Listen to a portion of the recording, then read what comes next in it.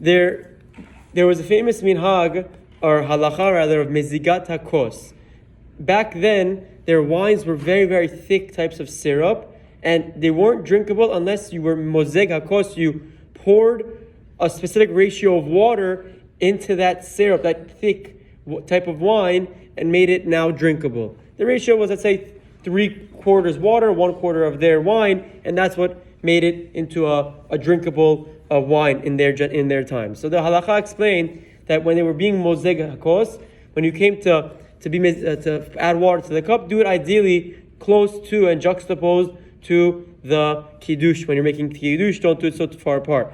Today, the only minhag stands of, some say al pi Kabbalah, based on the sod, that you add 3 drops of water into the kiddush cup before making kiddush. Rabbi Chaim said they do it, but it's not something that you have to go crazy over. If someone doesn't do it, it's okay, as long as they're saying kiddush properly with the proper kavanah. Next is, what about drinking from kos ha-kiddush?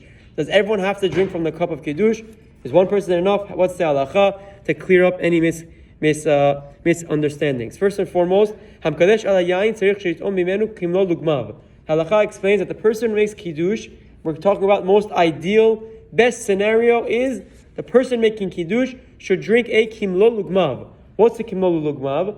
Kimlo lugmav is shehu rov revi'it, which is a majority of revi'it. It's like a cheekful, let's say. A revi'it is what we said, 81 cubic centimeters going to Rav Adia, 86, whatever. So a majority of that is, let's say, 41 cubic centimeters of wine. So I guess at 1.45 fluid ounces, something like that, 1.4 fluid ounces, that would be considered a kimo lugmav. So the person making kiddush ideally should drink that much.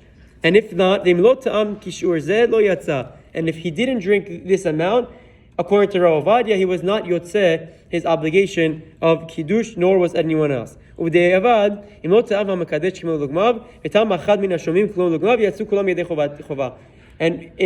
a scenario, b'diavad, if the person who made kiddush didn't drink this kimo lugmav, it's not a revi'it, it's less than a revi'it, it's 41 cubic centimeters, for example, but someone else came and drank from that cup enough, then everyone fulfilled their obligation.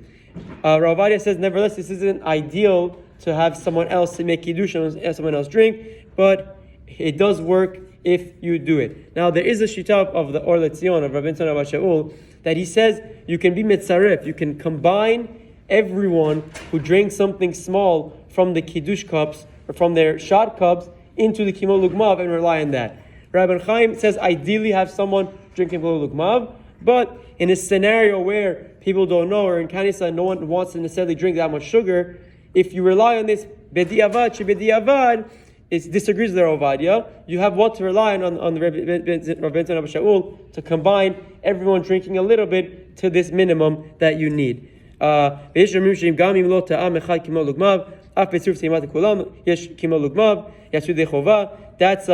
Rabbi Abba Shaul. Rav Ovadia is against it.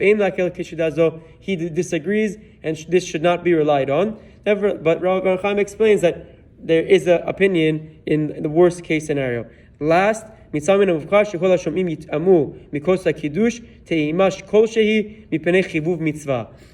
there's a proper conduct for everyone to drink from the kos mitzvah, the kos of kiddush, the most slight amount. Why? Out of chibuv mitzvah. There's no actual obligation, just to show I love doing mitzvot. Mitzvot are dear to me. I want to drink from the cup that kiddush was made from. But nevertheless, im choshesh shema yesh lemekadesh choli mesuyam chas v'shalom. If you're scared that there's a virus going around and someone's sick and you're istinus and you're sensitive about these things, there's no obligation to do so, like we've explained. As long as one person has a kimo lugmav, everyone fulfills their obligation. Have a wonderful day and a wonderful week.